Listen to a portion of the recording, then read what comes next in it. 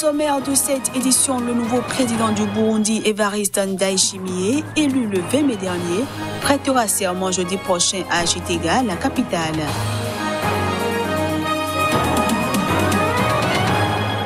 Le procureur Taj El-Sir Al-Ebre a estimé ce lundi que l'extradition de l'ancien président soudanais Omar El-Béchir vers la Cour pénale internationale n'est pas nécessaire.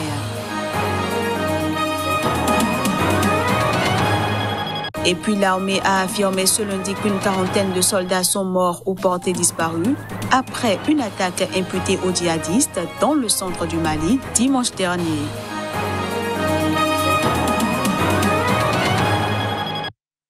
Voilà pour le sommaire. À toutes et à tous, bienvenue.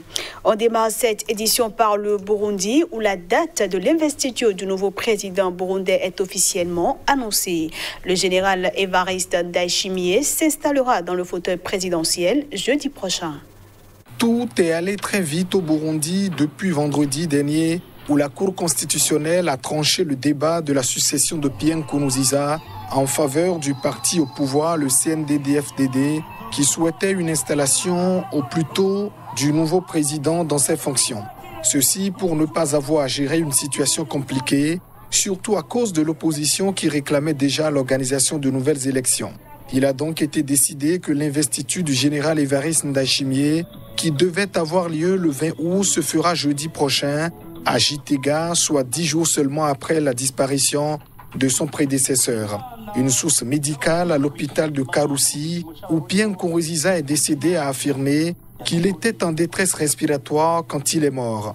Le général Ndayishimiye, dauphin du président sortant désigné par le CNDD-FDD, a été élu pour un mandat de 7 ans renouvelable une fois, après avoir remporté la présidentielle avec 68,70% des voix.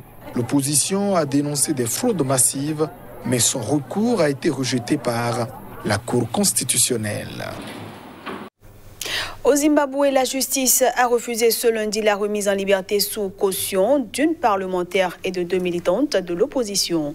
Les 3 femmes sont accusées d'avoir menti en affirmant avoir été enlevées et torturées par la police en mai. Point de remise en liberté sous caution pour Johanna Mamombe, députée du Mouvement pour le changement démocratique, Cecilia Chimbiri et Netsaï Marova, 2 militantes de l'aile jeunesse du parti. Ainsi en a décidé la justice zimbabwéenne à l'issue de leur comparution ce lundi. Selon Kumbirai Mafunda, porte-parole des avocats du Zimbabwe pour les droits humains, le magistrat a fait droit aux arguments du procureur selon lesquels le risque qu'elles prennent la fuite était une raison évidente de ne pas les remettre en liberté sous caution. Les 3 femmes ont été arrêtées jeudi dernier dans les bureaux de leur avocat qu'elles rencontraient au sujet d'un autre dossier dans lequel elles sont toutes 3 inculpées de participation à une manifestation illégale le 13 mai. Johanna Mamombe, Cecilia Chimbiri et Netsaï Marova sont accusées d'avoir menti en affirmant avoir été enlevées et torturées par la police en mai. Mais les 3 femmes ont nié avoir fait de fausses déclarations. Le porte-parole du MDC, Fadzaï Maïré, s'est quant à lui demandé comment elles pouvaient être accusées d'avoir menti sur leur enlèvement et les tortures, alors que leurs blessures prouvent qu'elles ont subi des violences.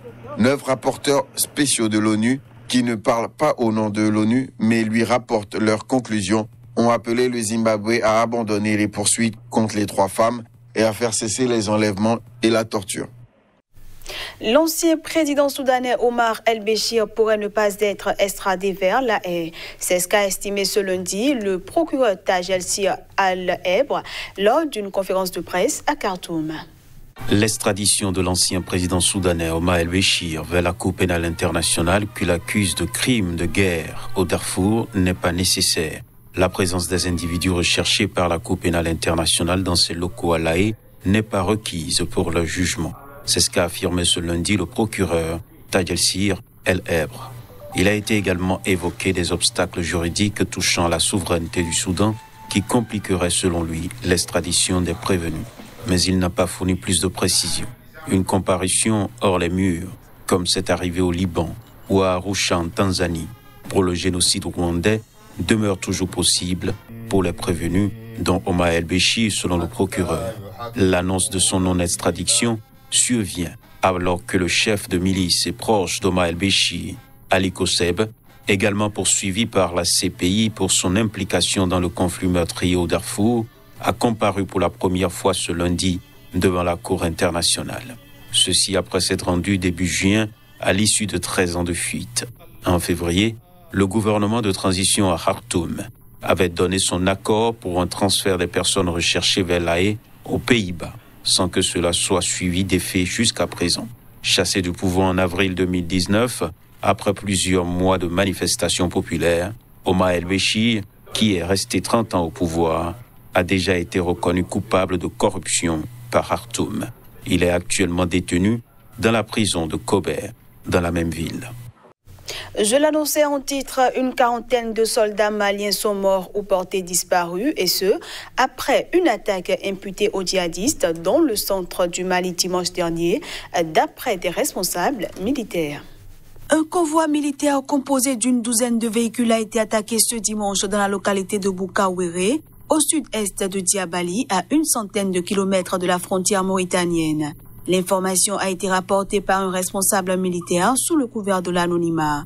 Sans chiffrer le nombre de morts, il a affirmé qu'une partie des véhicules a réussi à se soustraire à l'assaut, mais sur les 64 soldats qui se trouvaient dans le convoi, seule une vingtaine répondent à l'appel. Des recherches sont en cours pour connaître le sort des soldats portés disparus, a-t-il dit. L'information a été corroborée par un autre responsable militaire et un élu de Diabali, s'exprimant eux aussi sous le couvert de l'anonymat.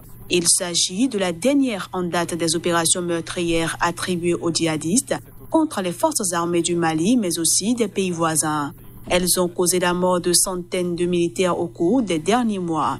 Le Mali est en proie depuis 2012 à une crise profonde et multiforme qui a fait des milliers de morts civils et combattants et des centaines de milliers de déplacés, malgré le soutien de la communauté internationale à l'État malien et l'intervention de forces onusiennes, africaines et françaises. Devant la dégradation de la situation sécuritaire, le président malien Ibrahim Boubacar Keïta a reconnu en février chercher à dialoguer avec certains djihadistes, rompant avec la ligne directrice suivie jusqu'alors officiellement. Rien n'est venu indiquer depuis lors que ces ouvertures se seraient concrétisées.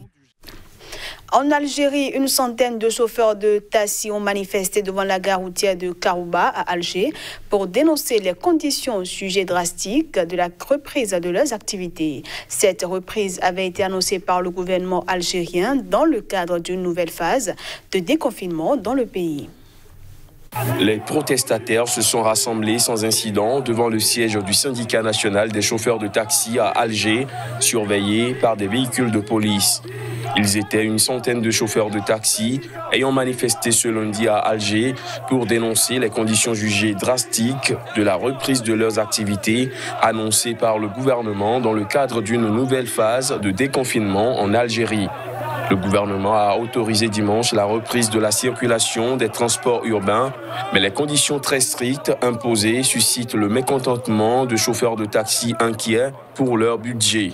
Ces derniers doivent installer une séparation en plexiglas entre le chauffeur et le passager et mettre une solution hydroalcoolique à la disposition de leurs clients. Mon frère, si tu as peur du coronavirus, c'est à toi de fournir la vitre de protection, de refaire l'intérieur de la voiture. Lorsque je fais une course de 50 dinars, je dois fournir au client un masque à 80 dinars algériens et du gel hydroalcoolique. Combien je dois dépenser pour un client? 200 dinars? Ce n'est pas normal. En outre, les chauffeurs de taxi ne peuvent transporter qu'un seul client qui doit s'installer sur la banquette arrière. Selon le dernier bilan officiel, 10 810 cas de contamination ont été officiellement recensés en Algérie, dont 760 décès depuis le 25 février dernier. On passe cette fois-ci à la revue de presse Afrique.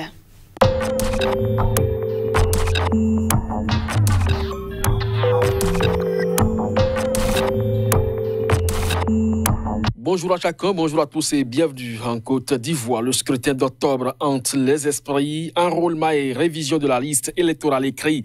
Le nouveau réveil, des manœuvres pour exclure des Ivoiriens de la liste. Le journal note des dossiers bloqués dans les sous-préfectures, des embûches dressées pour ne pas délivrer des certificats de nationalité à des citoyens. Péril électoral, grave crise à l'horizon, le bélier intrépide propose les clés pour désamorcer la bombe. Le Canard pense que le RHDP peut encore éviter cette tragédie annoncée au peuple ivoirien. Le sursaut pense que l'alliance Gbagbo-Bédié ne marchera pas et pour cause, alliance et coalition en Côte d'Ivoire ont toujours échoué, constate le Canard. En tout cas, le nouveau courrier, pour sa part, fait remarquer que cette alliance Gbagbo-Bédié déroute le régime.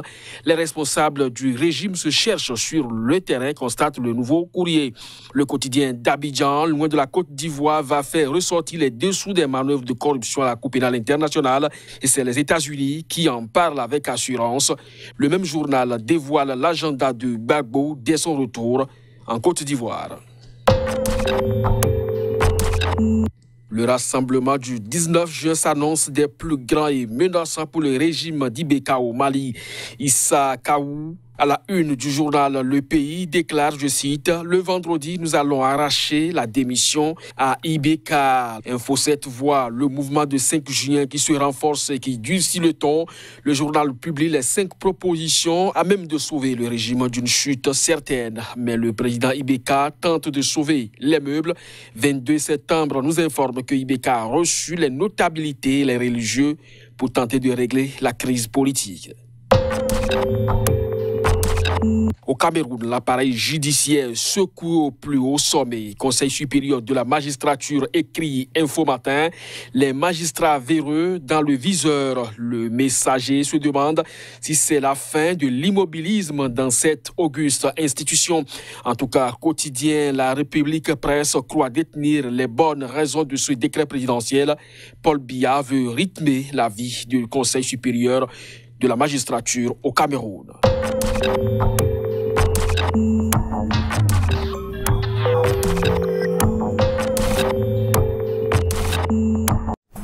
Voilà qui vient mettre un terme à cette édition que je vous remercie.